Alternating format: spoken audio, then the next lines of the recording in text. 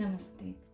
आइए आज सुनते हैं सदी के महान साहित्यकार मुंशी प्रेमचंद जी की एक और कहानी, प्रेम सूत्र। संसार में कुछ ऐसे मनुष्य भी होते हैं जिन्हें दूसरों के मुख से अपनी स्त्री की सौंदर्य प्रशंसा सुनकर उतना ही आनंद होता है जितनी अपनी कीर्ति की चर्चा सुनकर। पश्चिमी सभ्यता के प्रसार के साथ ऐसे प्राणियों की संख्या बढ़ती जा रही है। पशुपतिनाथ वर्मा इन्हीं लोगों में थे। जब लोग उनकी परम सुंदरी स्त्री की तारीफ करते हुए कहते, ओहो कितनी अनुपम रूप राशि है, कितना अलौकिक सौंदर्य है, तब वर्मा जी मारे खुशी और गर्व के फूल उठते थे। संध्या का समय था, मोटर तैयार खड़ी थी। वर्मा जी सैर करने जा रहे थे, किंतु प्रभा जाने को उत्सुक नहीं मालूम होती थी। वह एक कुर्सी पर बैठी हुई कोई उपन्यास पढ़ रही थी। वर्मा जी ने कहा, तुम तो अभी तक बैठी पढ़ रही हो। मेरा तो इस समय जाने को जी नहीं चाहता। नहीं प्रिय, इस समय तुम्हारा न चलना सितम हो जाएगा। मैं चाहता हूं कि तुम्हारी इस मधुर छवि को घर से बाहर भी तो लोग देखें। जी नहीं, मुझे यह लालसा नहीं है। मेरे रूप की शोभा केवल तुम्हारे लिए है और तुम ही को दिखाना चाहती हूँ। नहीं, मैं इतना स्वार्थांध नहीं हूँ। जब तुम सैर करने निकलो, मैं लोगों से यह सुनना चाहता हूँ कि कितनी मनोहर छवि है, पशुपति कितना भाग्यशाली पुरुष है। तुम चाहो, मैं नहीं चाहती। तो इसी बात पर आज मैं कहीं नहीं जाऊंगी, तुम भी मत जाओ। हम दोनों अपने ही बाग में टहलेंगे। तुम हौज के किनारे हरी घास पर लेट जाना, मैं तुम्हें वीणा बजाकर सुनाऊंगी। तुम्हारे लिए फूलों का हार बनाऊंगी। चांदनी में तुम्हारे साथ आंख मिचौनी खेलूंगी। नहीं नहीं प्रभा, आज हमें अवश्य चलना पड़ेगा। तुम कृष्णा से आज मिलने का वादा कर आई हो।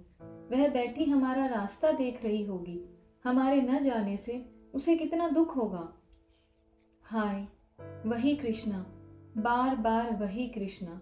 पति के मुख से नित्य यह नाम चिंगारी की भांति उड़कर प्रभा को जलाकर भस्म कर देता था। प्रभा को अब मालूम हुआ कि आज ये बाहर जाने के लिए क्यों इतने उत्सुक हैं। इसलिए आज इन्होंने मुझसे केशों को संवारने के लिए इतना आग्रह किया था। वह सारी तैयारी उसी उल्टा कृष्णा से मिलने के लिए थी। उसने दृढ़ स्वर में कहा, तुम्हें जाना हो जाओ, मैं न जाऊंगी। वर्मा जी ने कहा, अच्छी बात है, मैं ही चला जाऊंगा। पशुपति के जाने के बाद प्रभा को ऐसा जान पड़ा कि वह वाटिका उसे काटने दौड़ रही है। ईर्ष्या की ज्वाला से उसका कोमल शरीर हृदय भस्म होने लगा। वे वहां कृष्णा के साथ बैठे विहार कर रहे होंगे, उसी नागिन सी केश वाली कृष्णा के साथ जिसकी आंखों में घातक विष भरा हुआ है। मर्दों की बुद्धि क्यों इतनी स्थूल होती है। इन्हें कृष्णा की चटक मटक ने क्यों इतना मोहित कर लिया है। उसके मुख से मेरे पैर का तलवा कहीं सुंदर है। पशुपति के जाने के बाद प्रभा को ऐसा जान पड़ा कि वह वाटिका उसे काटने दौड़ रही है। ईर्ष्या की ज्वाला से उसका कोमल शरीर हृदय भस्म होने लगा। वे वहां कृष्णा के साथ बैठे विहार कर रहे होंगे, उसी नागिन सी केश वाली कृष्णा के साथ जिसकी आंखों में घातक विष भरा हुआ है। मर्दों की बुद्धि क्यों इतनी स्थूल होती है। इन्हें कृष्णा की चटक मटक ने क्यों इतना मोहित कर लिया है। उसके मुख से मेरे पैर का तलवा कहीं सुंदर है। हाँ, मैं एक बच्चे की माँ हूँ और वह नव यौवना है। जरा देखना चाहिए उनमें क्या बातें हो रही हैं। यह सोचकर वह अपनी सास के पास आकर बोली, अम्मा, इस समय अकेले जी घबराता है, चलिए कहीं घूम आवे। सास बहू पर प्राण देती थी, चलने पर राजी हो गई। गाड़ी तैयार करा के दोनों घूमने चले। प्रभा का श्रृंगार देखकर भ्रम हो सकता था कि वह बहुत प्रसन्न है, किंतु उसके अंतस्थल में एक भीषण ज्वाला दहक रही थी। उसे छिपाने के लिए वह मीठे स्वर में एक गीत गाती जा रही थी। गाड़ी एक सुरम्य उपवन में उड़ी जा रही थी। सड़क के दोनों ओर विशाल वृक्षों की सुखद छाया पड़ रही थी। गाड़ी के कीमती घोड़े गर्व से पूंछ और सिर उठाए टप टप करते जा रहे थे। आहा, वह सामने कृष्णा का बंगला आ गया, जिसके चारों ओर गुलाब की बेल लगी हुई थी। उसके फूल उस समय निर्दय कांटों की भांति प्रभा के हृदय में चुभने लगे। उसने उड़ती हुई निगाह से बंगले की ओर ताका। पशुपति का पता न था। हाँ, कृष्णा और उसकी बहन माया बगीचे में विचर रही थी। गाड़ी बंगले के सामने से निकल ही चुकी थी कि दोनों बहनों ने प्रभा को पुकारा और एक क्षण में दोनों बालिकाएं हिरनियों की भांति उछलती कूदती फाटक की ओर दौड़ी। गाड़ी रुक गई। कृष्णा ने हंसकर सास से कहा, अम्मा जी, आज आप प्रभा को एक आध घंटे के लिए हमारे पास छोड़ जाइए। आप इधर से लौटें तब इन्हें लेती जाइएगा। यह कहकर दोनों ने प्रभा को गाड़ी से बाहर खींच लिया। सास कैसे इनकार करती। जब गाड़ी चली गई तब दोनों बहनों ने प्रभा को बगीचे में एक बेंच पर जा बिठाया। प्रभा को इन दोनों के साथ बातें करते हुए बड़ी झिझक हो रही थी। वह उनसे हंसकर बोलना चाहती थी, अपने किसी बात से मन का भाव प्रकट नहीं करना चाहती थी, किंतु हृदय उनसे खिंचा ही रहा। कृष्णा ने प्रभा की साड़ी पर एक तीव्र दृष्टि डालकर कहा, बहन, क्या यह साड़ी अभी ली है? इसका गुलाबी रंग तो तुम पर नहीं खिलता, कोई और रंग क्यों नहीं लिया? प्रभा, उनकी पसंद है, मैं क्या करती? दोनों बहनें ठट्ठा मारकर हंस पड़ी। फिर माया ने कहा, उन महाशय की रुचि का क्या कहना, सारी दुनिया से निराली है। अभी इधर से गए हैं, सिर पर इससे भी अधिक लाल पगड़ी थी। सहसा पशुपति भी सैर से निकलता हुआ सामने से निकला। प्रभा को दोनों बहनों के साथ देखकर उसके जी में आया कि मोटर रोक ले। वह अकेले इन दोनों से मिलना शिष्टाचार के विरुद्ध समझता था, इसलिए वह प्रभा को अपने साथ लाना चाहता था। जाते समय वह बहुत साहस करने पर भी मोटर से न उतर सका। प्रभा को वहां देखकर इस सुअवसर से लाभ उठाने की उसकी बड़ी इच्छा हुई, लेकिन दोनों बहनों की हास्य ध्वनि सुनकर वह संकोचवश न उतरा। थोड़ी देर तक तीनों रमणियां चुपचाप बैठी रहीं। तब कृष्णा बोली, पशुपति बाबू यहाँ आना चाहते हैं पर शर्म के मारे नहीं आए। मेरा विचार है कि संबंधियों को आपस में इतना संकोच न करना चाहिए। समाज का यह नियम कम से कम मुझे तो बुरा मालूम होता है। तुम्हारा क्या विचार है प्रभा? प्रभा ने व्यंग्य भाव से कहा, यह समाज का अन्याय है। प्रभा इस समय भूमि की ओर ताक रही थी, पर उसकी आंखों से ऐसा तिरस्कार निकल रहा था जिसने दोनों बहनों के परिहास को लज्जा सूचक मौन में परिणत कर दिया। उसकी आंखों से एक चिंगारी सी निकली जिसने दोनों युवतियों के आमोद प्रमोद और उस कुवृत्ति को जला डाला जो प्रभा के पति परायण हृदय को बाणों से वेध रही थी। उस हृदय को जिसमें अपने पति के सिवा और किसी की जगह न थी। माया ने जब देखा कि प्रभा इस वक्त क्रोध से भरी बैठी है, तब बेंच से उठ खड़ी हुई और बोली, आओ बहन, जरा टहलें। यहाँ बैठे रहने से तो टहलना ही अच्छा है। प्रभा ज्यों की त्यों बैठी रही, पर वे दोनों बहनें बाग में टहलने लगी। उस वक्त प्रभा का ध्यान उन दोनों के वस्त्राभूषण की ओर गया। माया बंगाल की गुलाबी रेशमी की एक महीन साड़ी पहने हुई थी, जिसमें न जाने कितनी चुन्नटें पड़ी हुई थी। उसके हाथ में एक रेशमी छतरी थी, जिसे उसने सूर्य की अमित किरणों से बचने के लिए खोल लिया था। कृष्णा के वस्त्र भी वैसे ही थे। हाँ, उसकी साड़ी पीले रंग की थी और उसके घूंघर वाले बाल साड़ी के नीचे से निकलकर माथे और गालों पर लहरा रहे थे। प्रभा ने एक ही निगाह से ताड़ लिया कि इन दोनों युवतियों में किसी को उसके पति से प्रेम नहीं है। केवल आमोद लिप्सा के वशीभूत होकर यह स्वयं बदनाम होंगी और उसके सरल हृदय पति को भी बदनाम कर देंगी।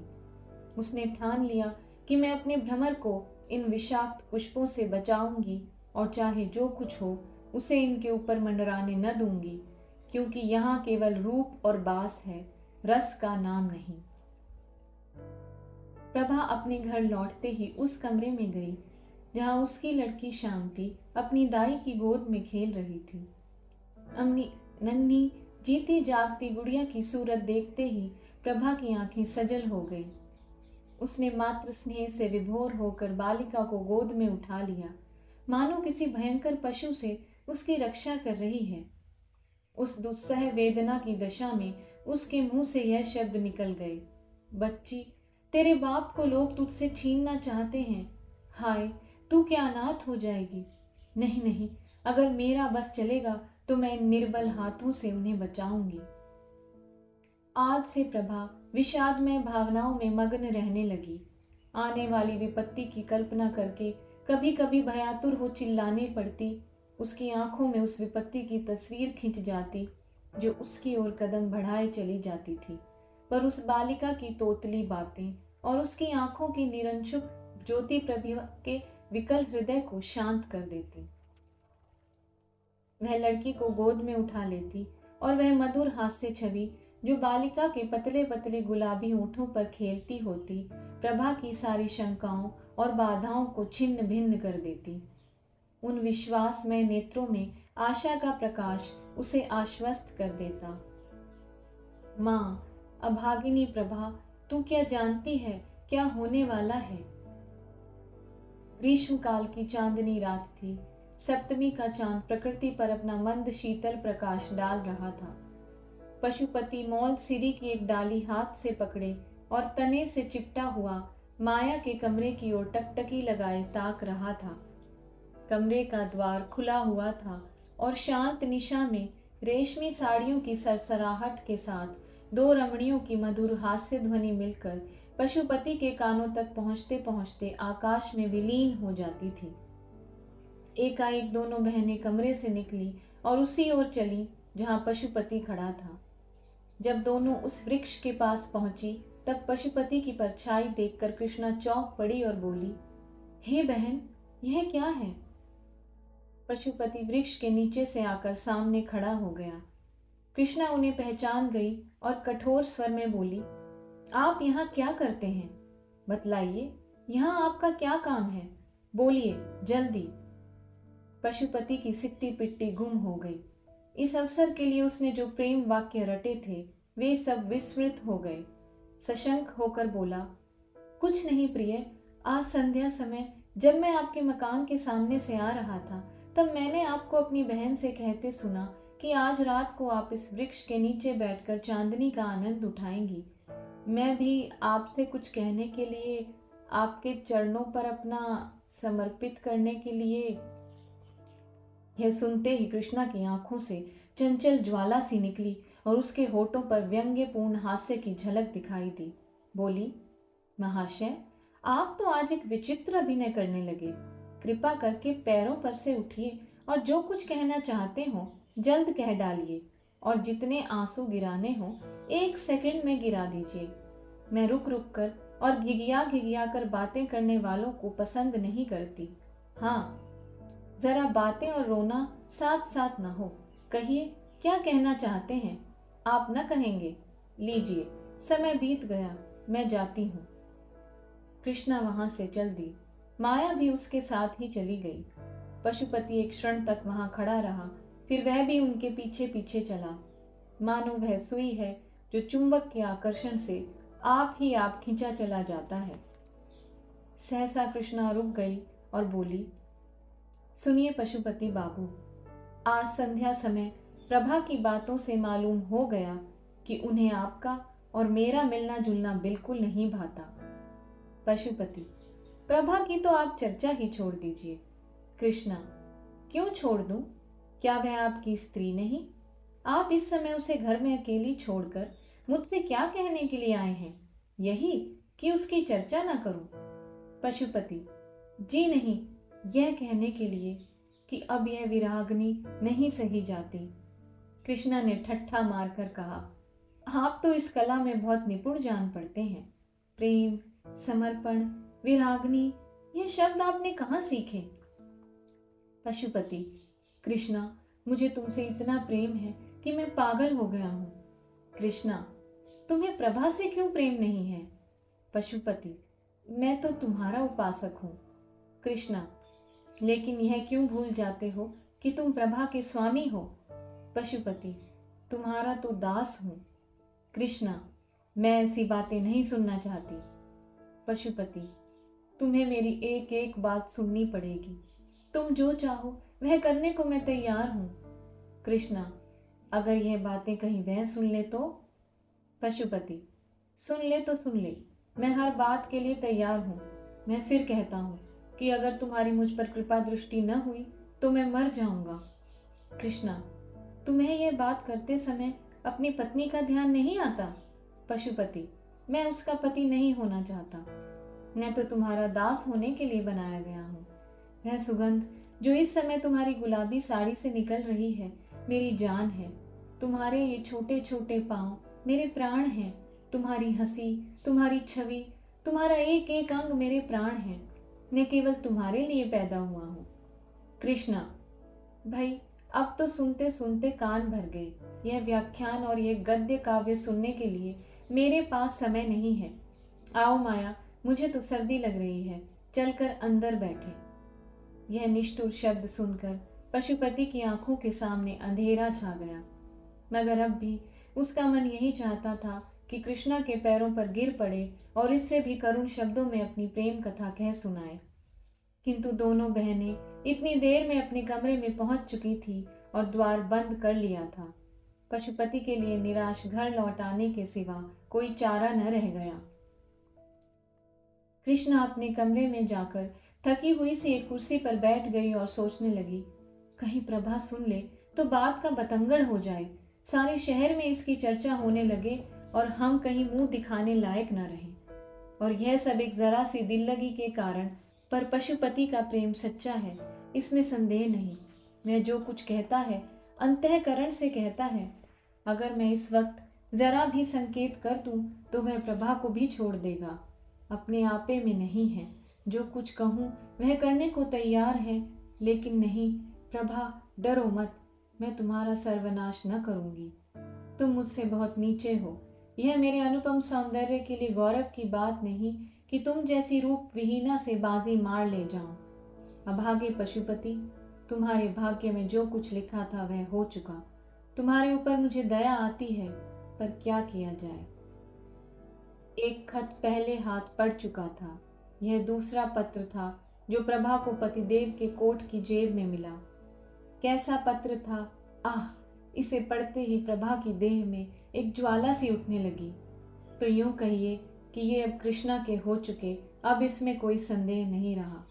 अब मेरे जीने को धिक्कार है, अब जीवन में कोई सुख ही नहीं रहा, तो क्यों ना इस बोझ को उतार कर फेंक दूं। वही पशुपति जिसे कविता से लेश मात्र भी रुचि न थी, अब कवि हो गया था और कृष्णा को छंदों में पत्र लिखता था। प्रभा ने अपने स्वामी को उधर से हटाने के लिए वह सब कुछ किया जो उससे हो सकता था, पर प्रेम का प्रवाह उसके रोके न रुका और आज उस प्रवाह तक उसके जीवन की नौका निराधार बही चली जा रही है। इसमें संदेह नहीं कि प्रभा को अपने पति से सच्चा प्रेम था, लेकिन आत्मसमर्पण की तुष्टि आत्मसमर्पण से ही होती है। वह उपेक्षा और निष्ठुरता को सहन नहीं कर सकता। प्रभा के मन में विद्रोह का भाव जागृत होने लगा। उसके आत्माभिमान जाता रहा। उसके मन में न जाने कितने भीषण संकल्प होते, कितनों अपनी असमर्थता और दीनता पर आप ही आप रोने लगती। आह, उसका सर्वस्व उससे छीन लिया गया और अब संसार में उसका कोई मित्र नहीं, कोई साथी नहीं। पशुपति आजकल नित्य बनाव संवार में मगन रहता, नित्य नए नए सूट बदलता। उसे आईने के सामने अपने बालों को संवारते देखकर प्रभा की आंखों से आंसू बहने लगते। यह सारी तैयारी उसी दुष्टा के लिए हो रही है।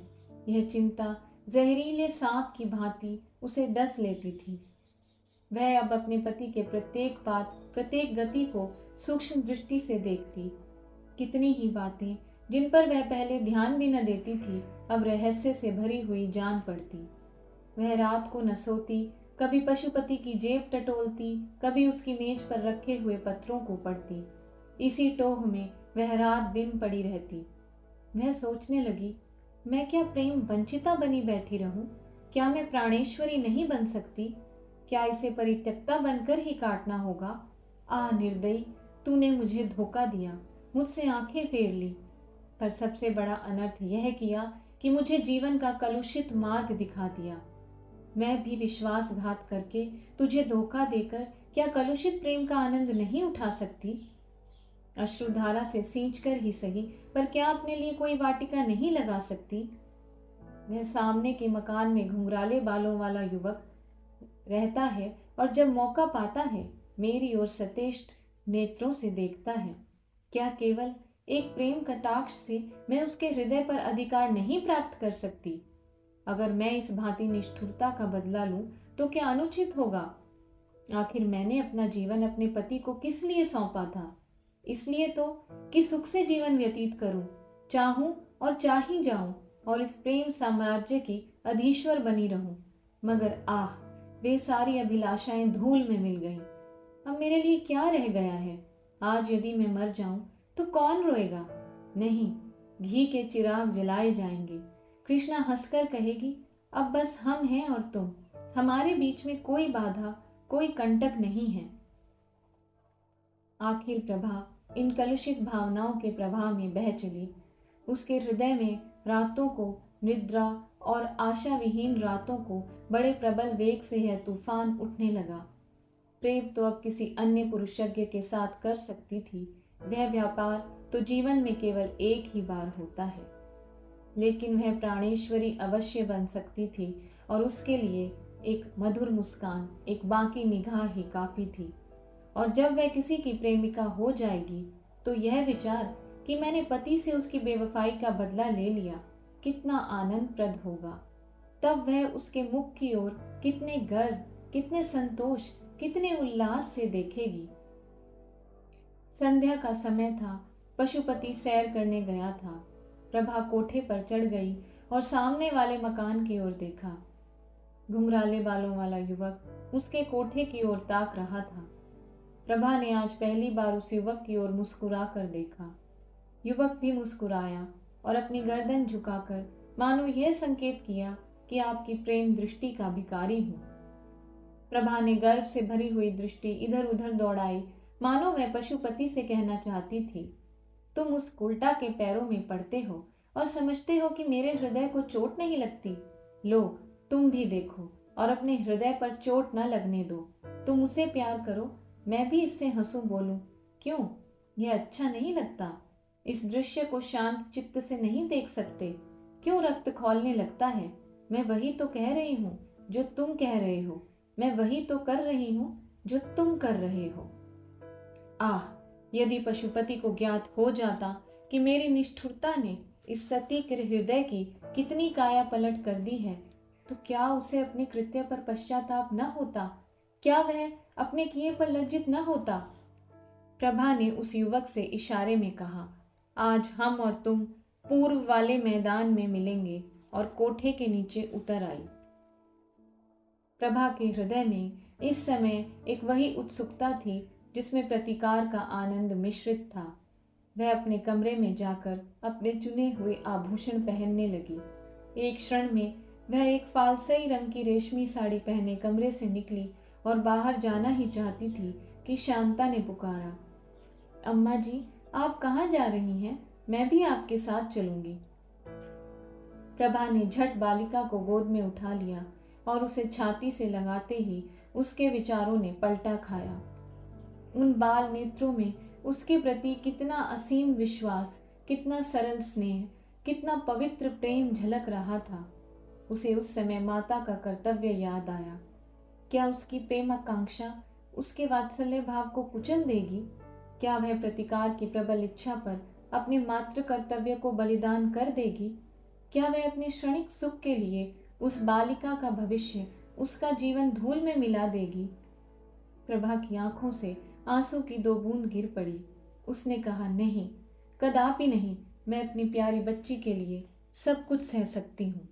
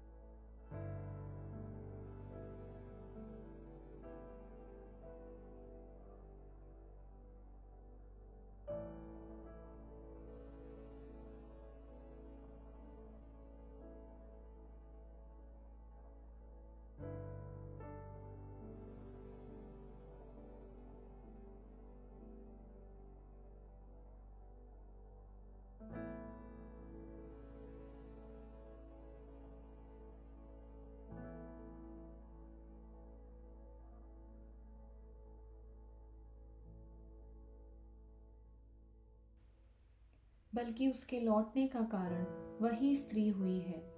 वह औरत 12 साल तक उसकी सहयोगिनी रही, पर एक दिन एक अंग्रेज युवक के साथ भाग गई। इस भीषण और अत्यंत कठोर आघात ने पशुपति की कमर तोड़ दी। वह नौकरी छोड़कर घर चला आया। अब उसकी सूरत इतनी बदल गई थी कि उसके मित्र लोग उससे बाजार में मिलते तो उसे पहचान न सकते थे। मालूम होता था कोई बूढ़ा कमर झुकाए चला आता है। उसके बाल तक सफेद हो गए। घर आकर पशुपति ने एक दिन शांता को बुला भेजा। इस तरह शांता उसके घर आने जाने लगी। वह अपने पिता की दशा देखकर मन ही मन कुढ़ती थी। इसी बीच में शांता के विवाह के संदेश आने लगे, लेकिन प्रभा को अपने वैवाहिक जीवन में जो अनुभव हुआ था वह उसे इन संदेशों को लौटाने पर मजबूर करता था। वह सोचती कहीं इस लड़की की भी वही गति न हो जो मेरी हुई है। उसे ऐसा मालूम होता था कि यदि शांता का विवाह हो गया तो इस अंतिम अवस्था में भी मुझे चैन न मिलेगा और मरने के बाद भी मैं पुत्री का शोक लेकर जाऊंगी। लेकिन अंत में एक ऐसे अच्छे घराने से संदेश आया कि प्रभा उसे ना नहीं कर सकी। घर बहुत ही संपन्न था, वर भी बहुत ही सुयोग्य। प्रभा को स्वीकार करना ही पड़ा, लेकिन पिता की अनुमति भी आवश्यक थी। प्रभा ने इस विषय में पशुपति को एक पत्र लिखा और शांता के ही हाथ भेज दिया। जब शांता पत्र लेकर चली गई तब प्रभा भोजन बनाने चली गई। भांति भांति की अमंगल कल्पनाएं उसके मन में आने लगी और चूल्हे से निकलते धुएं में उसे एक चित्र सा दिखाई दिया कि शांता के पतले पतले होंठ सूखे हुए हैं और वह कांप रही है। और जिस तरह प्रभापति गृह से आकर माता की गोद में गिर गई थी, उसी तरह शांता भी आकर माता की गोद में गिर पड़ी है।